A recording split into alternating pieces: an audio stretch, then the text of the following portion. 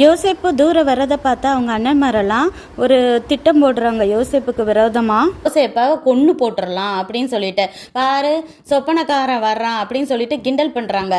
எப்பயுமே தெய்வ திட்டம் உள்ளவங்கள இந்த உலகம் கிண்டல் கேலி பரியாசம் பண்ணும், எப்படியாவது அவங்கள மட்டம் தட்டணும் அப்படின்னு சொல்லிட்டு நினச்சிட்டே இருக்கும். அதே போலயே அவங்க அண்ணன்கள்லாம் கிண்டல் பண்ணுறாங்க. அப்போ ஒருத்தன் சொல்கிறான், நம்ம அவனை கொன்று இந்த குழியில் தூக்கி போட்டுட்டோம்னா நம்ம அப்பா கிட்ட போய் ஒரு அனிமல் தான் அவனை அடித்து கொன்றுச்சு அப்படின்னு சொல்லிட்டு சொல்லுவோம். அவன் தான் கனவு சொன்னானே, நம்மெல்லாம் அவனுக்கு அடிமையாக இருப்பான், அவன் அதிபதியாக இருப்பான்னு சொல்லிட்டு, எப்படி அவன் கனவு நிறைவேறுது பார்க்கலாம் அப்படின்னு சொல்லிட்டு சொல்கிறாங்க.